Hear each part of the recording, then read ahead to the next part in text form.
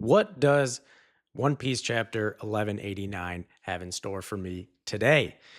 You already know. I'm here to find out. So come experience with me. And I am seeing the title of this chapter is called King of the World. So that is a hype title chapter. I cannot lie. Presumably, we're getting an emu centric chapter. And I'm seeing the cover page here. Three proverbial wise monkeys sit as Nami lectures them for their mischief. And it's our of course our monster trio here, Luffy, Zoro, and Sanji, all beaten up by Nami, being chastised. And they're all, the Luffy monkey is laughing, Zoro is just doing his thing. Sanji is still in love, even as a monkey. He's in love with Nami. But let's get into this chapter because it's already been a long break week, and with the title chapter like King of the World, ain't got time for games today. And we're opening strong with Luffy impaled on the blade of nothingness, Vohu, just gushing blood out the mouth. Luffy after just one hit for Mimu. Yeah, just oh my gosh. And Emu is pinning Luffy to a tree. He is skewering him through the tree, pinning him there. I mean, just this is insane. This is insane. I said this last exploration, but part of me is quote unquote happy at what is happening, not to see our boy Luffy obviously in this dire situation, but heading into this like final saga and potentially world war and going up against people at like the top of the verse of all time, I think Luffy needed a check. I think he needed another check, and that was going to be kind of the check that would open the door for him to ascend to like that level of legends. He's already exceptionally powerful as an emperor, but he still has greater heights when it comes to his utilization of his haki, specifically Conqueror's haki, and with his ability with Gear 5. So Emu is this perfect character to check Luffy right now before we segue into like the final arcs of One Piece. At least I would assume. It's always hard to tell with Oda how much longer the story is going to go. But at the same time, there is Luffy's going to be okay. I know Luffy's going to be okay. What I actually hope is the outcome of this, even if, let's say, that this fight results in an upgrade for Luffy, like opening the door to that next level, I do hope that come the end of this arc, come the end of Elbaf, that it's not just like wiped away, like the consequences of this, because I mean, should be lethal damage, but of course it's not going to be for Luffy. But I at least hope it's not just like end of arc, Luffy is just back to 100% and no repercussions of this fight. So even if we get a power up, I hope it comes with at least some extended consequences from this battle with Emu. And then maybe for a little bit post Elbaf, the crew needs to carry, while Luffy recovers. But I digress because we need to go. Continue on. And I'm seeing Usopp here, and he's getting like a ding. So is this observation haki? What's wrong, Usopp? It's Luffy. I'm just worried if he's going to be all right. Why are you being so ominous all of a sudden? Oh my gosh. Okay. So this is actually huge for Usopp. We haven't seen, he's picking up on Luffy's haki through their battle, and he just sensed probably Luffy's haki like dropping off of a cliff because of the damage he's taken. And Usopp is the one that's picking it up from, remind you, extremely far away because this is Elbaf. This place is gigantic, enormous. So he's feeling that over like a massive distance. So this is good. This is good for Usopp. I've been wanting some greater development for Usopp's, one, for his character in Elbaf, but two, for his powers. And we know it's focused on observation hockey, so I'm glad to see him showing it in this situation. Nami, of course, ride or die. Of course, he'll be fine. Don't forget his opponent swiftly defeated a large giant, Nami. Was he speaking of Loki? Oh, yeah, here's Loki. Who are you saying he defeated? Um, Look at you right now, Loki. I think it's pretty safe to say Jinbei is correct. You have been defeated. You're not dead, but you're pretty incapacitated at the moment. And then Jinbei follows up. All I can say for sure is that Luffy's hockey suddenly weakened just now. Okay, so Jinbei's picking it up too. Not too surprising. Jinbei, former warlord of the sea, very powerful character, and has been a pirate for a very long time. So he's very seasoned. And clearly his hockey game has increased as well over time. Okay, we've got Frankie, Brooke, and Shuri. Okay, so she's out of the ice. She's out of the ice. We shouldn't warm her up too quickly. Yep, you don't want to go too fast. Brooke, don't worry, I don't have any body heat. Still with the skeleton jokes. I love it. What happened back then? Tell me about that time. It is you, isn't it? He's going right for the he's going right for the answers. As soon as she's out of this ice, he's like, "Tell me what happened." Which, from Brooke's perspective, I can't blame him for wanting answers immediately. And we have Ratatosker here. Squeak, squeak. Stay back. Don't get in the way. Squeak, squeak. Brooke, are you good here? If things get scary. Oh, they're wary of Shuri here or Gunko because of obviously what has transpired at the beginning of the arc. And Ragnar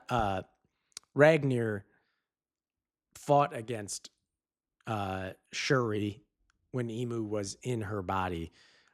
So he's like, hey, that person is dangerous. They're an enemy. We should like watch your back.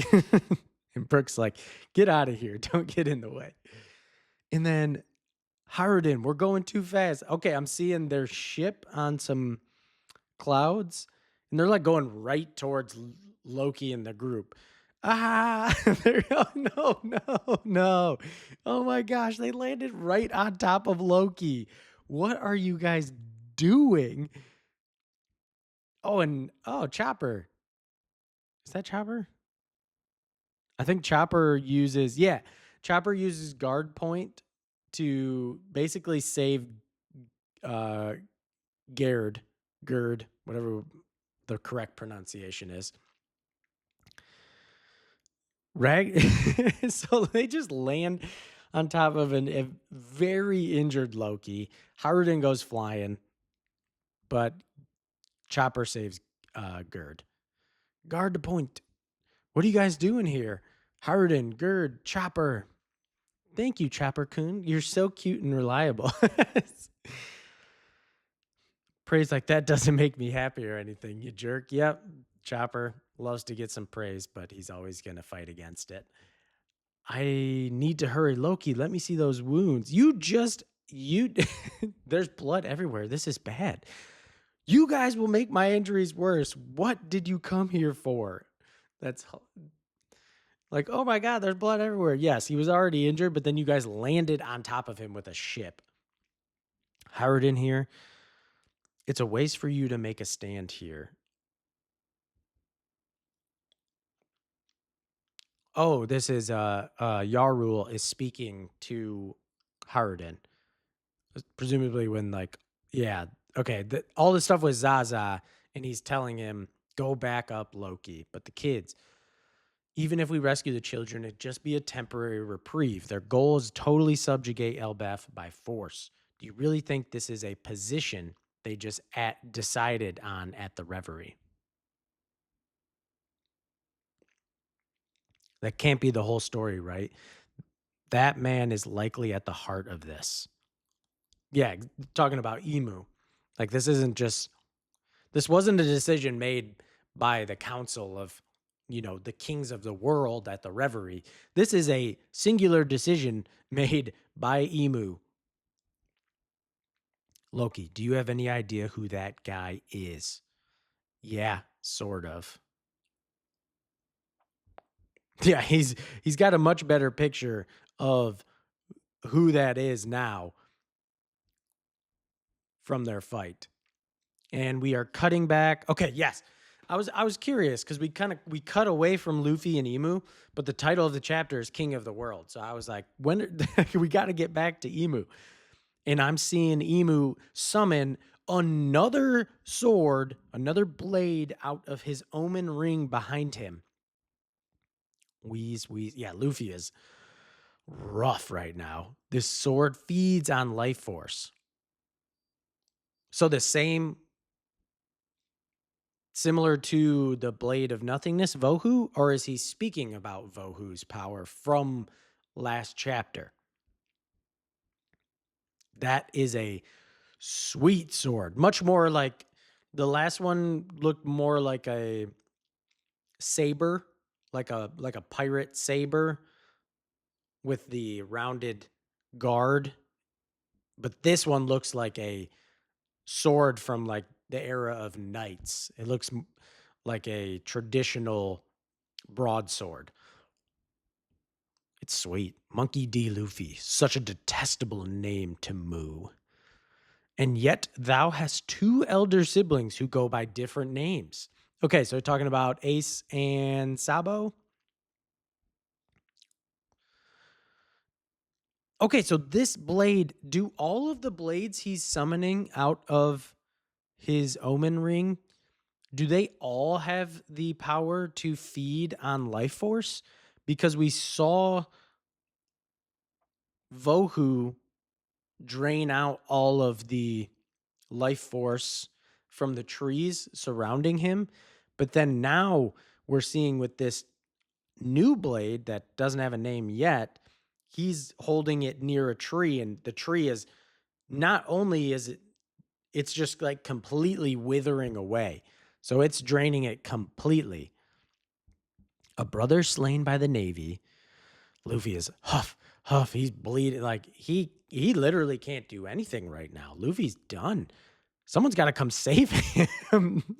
And the other is a prominent member of the Revolutionary Army.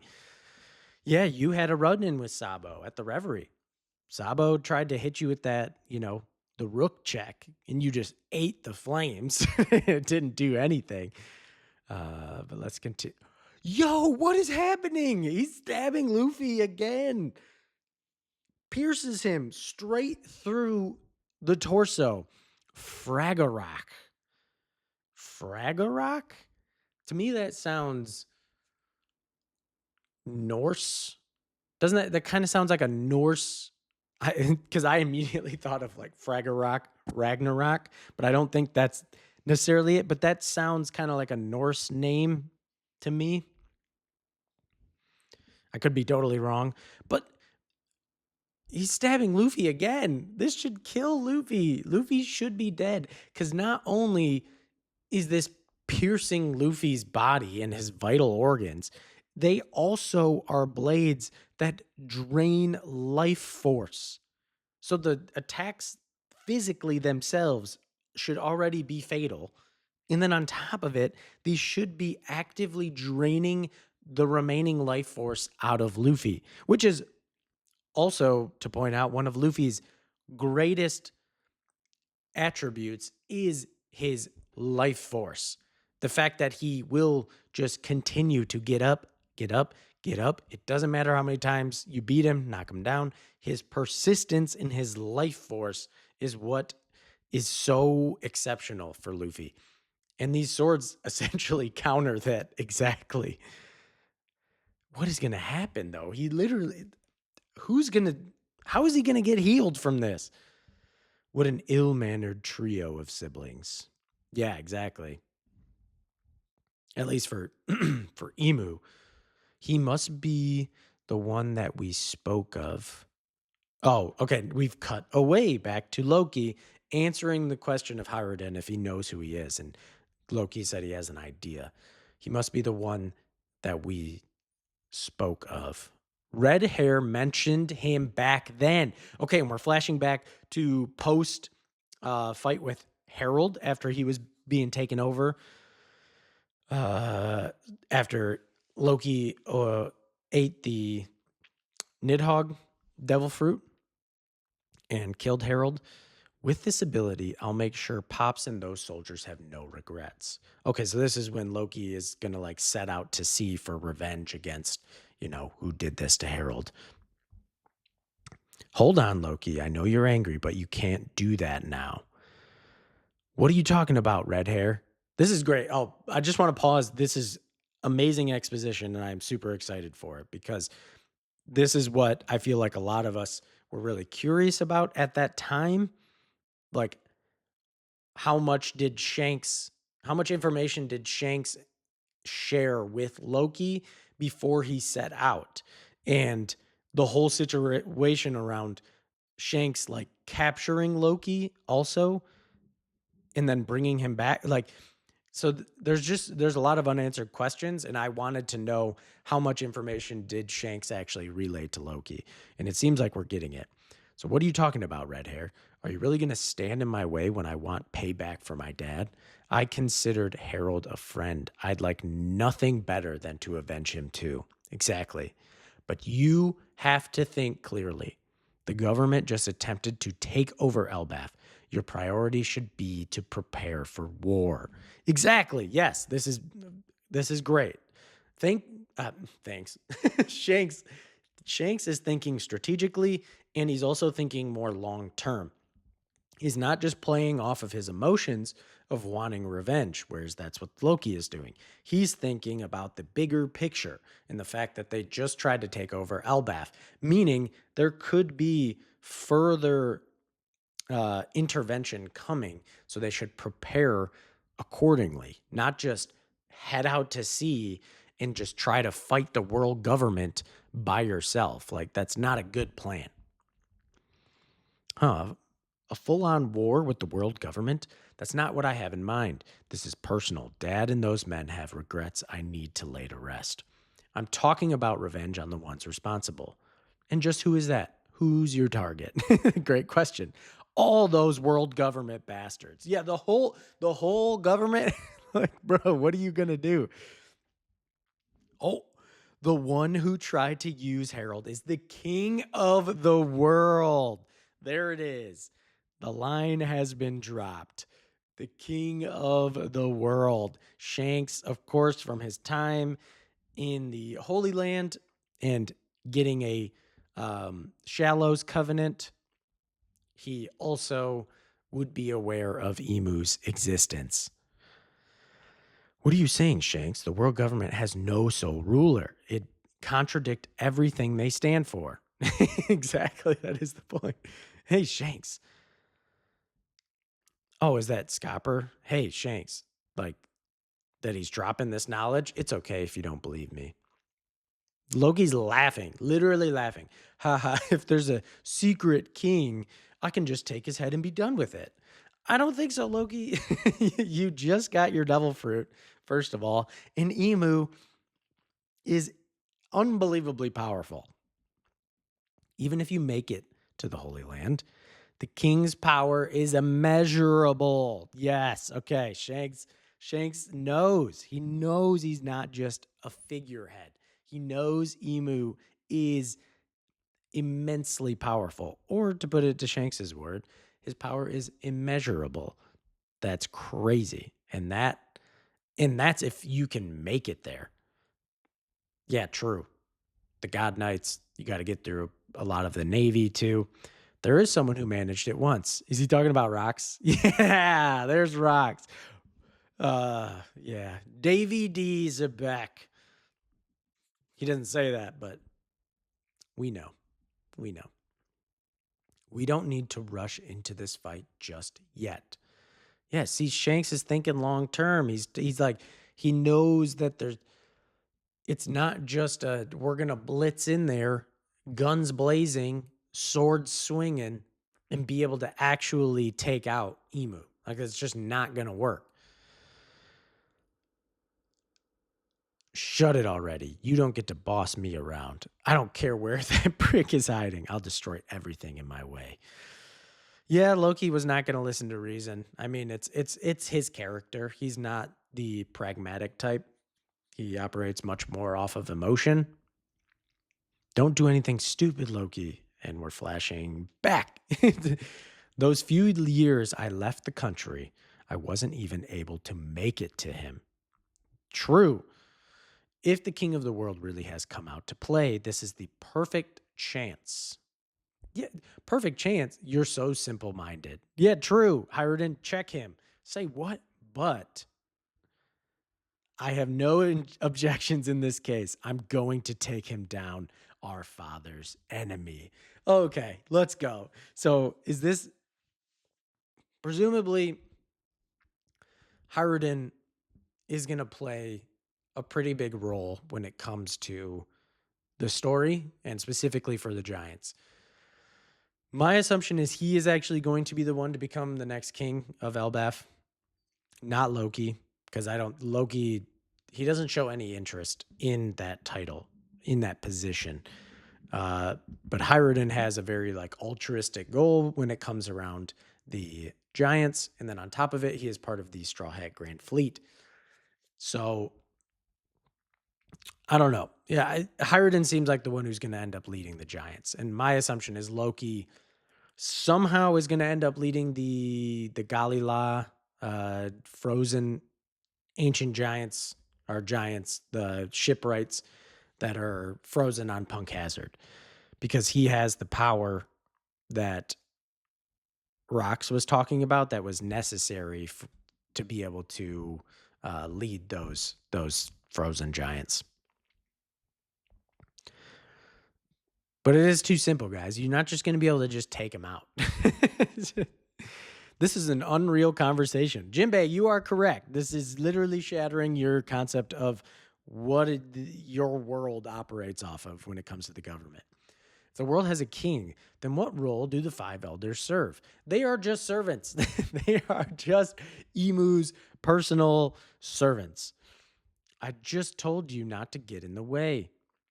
Cheap, cheap, cheap, cheap. He says he froze her because she's dangerous. Yes, thank you. We have translator. Yes, I've been wanting to have a Ragnir translator. I wanted Chopper to be here so that Ragnir, who has existed for so long, who has probably seen so much, I want him to start giving us lore, and Chopper needs to translate for us. Please and thank you. Huh, you're the one who froze her? Well, maybe indeed. Well, she may indeed be dangerous, but I assure you it is not her fault. She was being controlled. This girl is like a daughter to me. Cheap? And Ragnar's thinking, you're a skeleton. How? He's like, how is she like a daughter to you? Oh, here's Robin. Sounds like there's a lot of interesting things going on here. Robin, so she just popped in. Good. Yes, Robin, you need to have this information as well because you have read the poneglyphs. You have information on the Void Century. You need to be able to connect all the dots for us. Please. Chopper, I want you to come to the library right away. Saw, howdy. Okay, what are they doing at the library? And why Chopper specifically? Is it the owl? Is it the owl? This is okay. We were just talking about Chopper being a translator for Ragnir, but that dang owl, Biblo, is she coming to get Chopper so that he can translate for Biblo? Because that thing, either it was human at some point or it is just so much smarter and has so much information. It's like that owl is probably one of the biggest perplexing entities on Elbaf, which is hilarious. But why else would she be coming for Chopper? Because I don't think that there's anybody at the library who currently is injured. So it wouldn't be for his medical expertise, I would assume. I don't know.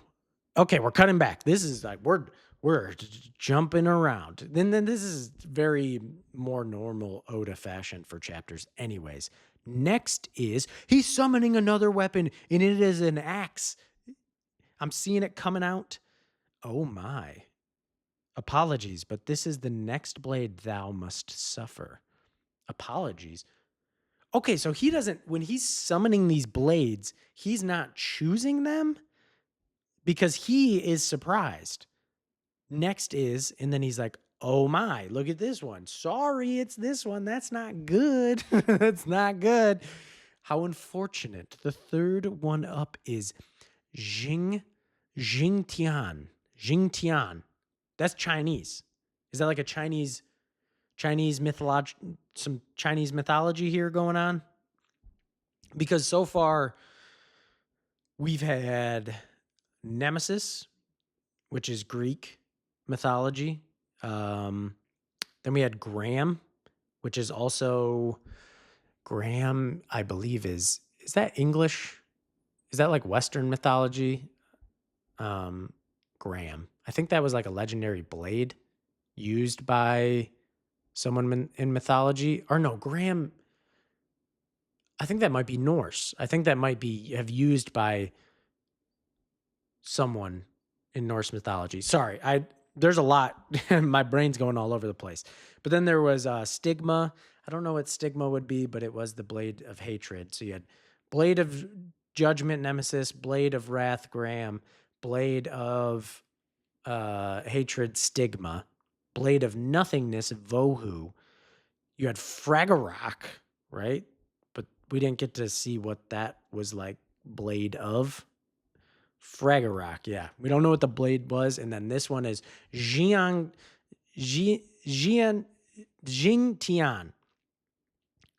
Wow, this axe looks insane. Why does it look like it's on fire? Is this a fire axe? Dude, what are these weapons that he is just pulling out of his inventory? They're crazy. These are crazy weapons. Sea Cloud. Okay, we're cutting away. Luffy is just like white, eyes white, blood everywhere. He is rough.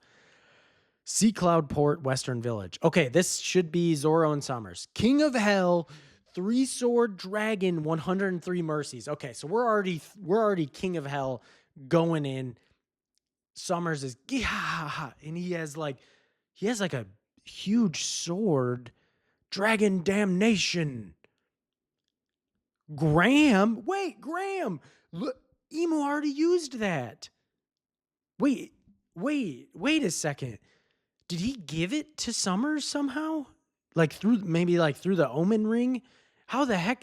Wait a second. Isn't King of Hell 3-sword Dragon 103 Merchant Dragon Damnation? Isn't that the attack that Zoro uses the final attack against King? I think it is. Yo, and Summers just blocks it. He just blocks it. I know he's a God Knight, so he already has the Depths Covenant, which grants him immense physical strength plus the regeneration. And then he got the Omen boost on top of it. And now he has one of Emu's swords. What is happening? I can't believe he blocked that seemingly so easily. But we know Zoro needs to be more cognizant of the way he uses Conqueror's Haki. So he's going to need to up that in order to get through Summers here. Oh, lore. We're getting lore. 800 years ago, the 19 kings who forged our world. Yep, we're seeing the empty throne with all the blades stuck in the ground from the 19 kings, because it's not 20, it was 20, but the Nefertari family, Lily, didn't participate, went back to Alabasta, or at least tried to. Made a vow of equality. They placed their swords all around the empty throne to mark that oath. Bohu? Wait. Tohu? I think that's supposed to be Vohu, right? Okay, wait a second. What is he? What is he talking about? Okay, wait, wait. These so many names. Okay, but I think Bohu is supposed to be Vohu, but the first one looks like Tohu because these are like the translations. Who knows? Tohu is maybe is that the name of Emu's glaive that he'd been using the majority of the fights, the one he came into Elbaf with, which I would assume is like his personal weapon is that glaive. So maybe that's Tohu. I don't know. Nemesis. Yep. Longinus, like the spear. Longinus or Longinus. Longinus. I think it's Longinus. Longinus. That's the spear. That's the spear from. I think that's the spear that actually like killed Jesus. Right. That's the spear that was used to stab Jesus when he was being like crucified. I think. Stigma, yep, with a blade of hatred. Muramasa, that's a legendary blade in Japanese mythology, I think. The 19 world weapons, they were all laid to rest there. Wait, are you telling me that the 19 the 19 kings all had like these legendary weapons that are like crazy powerful? But is Emu like using them? Like he has access to them. But guess what? When the Great One revived us with Omen, he granted access to that. He granted us access to them. So Emo has been literally pulling out of the inventory these legendary weapons of the original 19 kings. That's crazy. And they seem to have like powers. They have like abilities. I'm not lying. Their power is a legend that lives on through the great houses. Get it? Roronoa Zoro? These are legendary weapons. What is happening? This is the power that reigns over the world. So these weapons were used by the coalition of those 19 kings, but 20 because Lily was involved somehow. So does she have is there a Nefertari? Because he's saying the great houses. Does the Nefertari family have a legendary weapon that is not present there in like that Emu doesn't have access to it? This is the weapon of House Shepherd. Okay, so his own house. Graham. That is sick. It looks so sick. And I hate Summers, but it looks awesome. And now we're seeing Killingham and Sanji meet the weapon of House Remo Shifu. Longinus. Dude, that is a sick spear. Oh my gosh. Okay, now we're cutting back to Emu. He's like preparing to literally chop Luffy into bits with Jing Tian. Thou shalt be honored to die by the arms that constructed the world.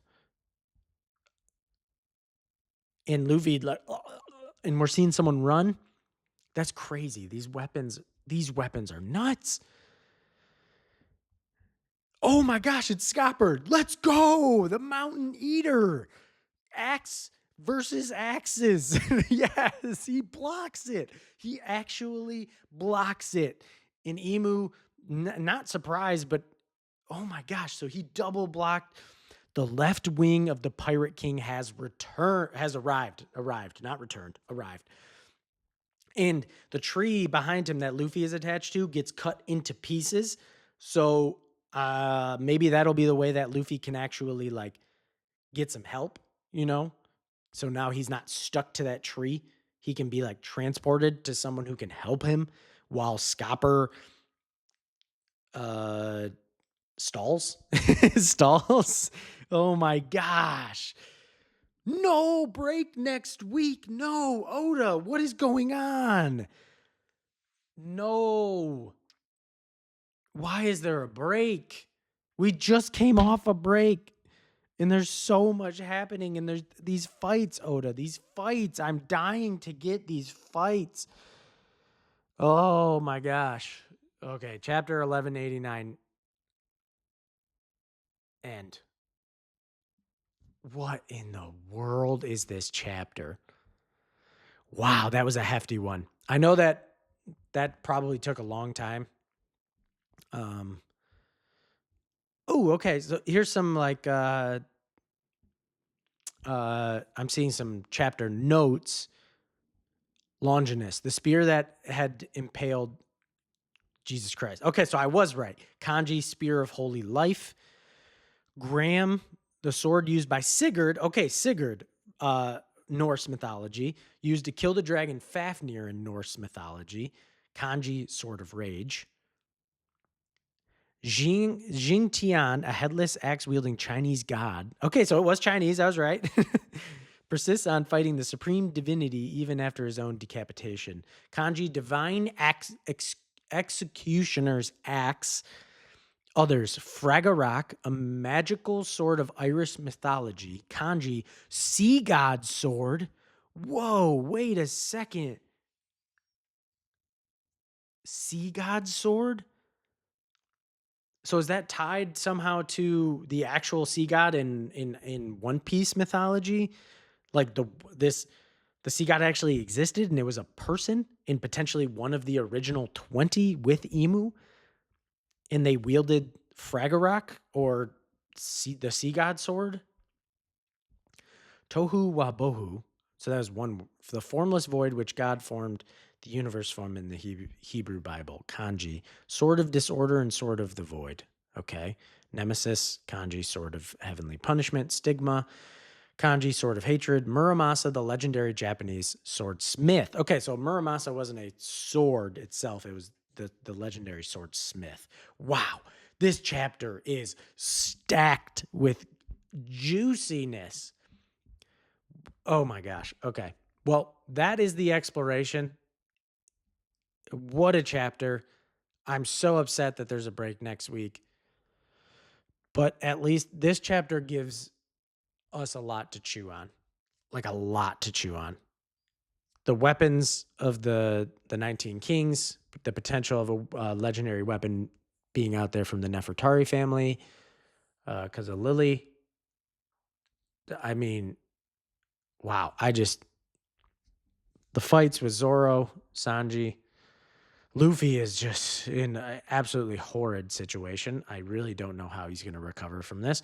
But, anyways, that was the exploration. If you made it this far, you're incredible. Thank you for being here to experience this one with me. And I can't wait to experience the next one with you guys too. So, hope you guys have a great day or night wherever you're at. And I'll catch you in the next one. Peace.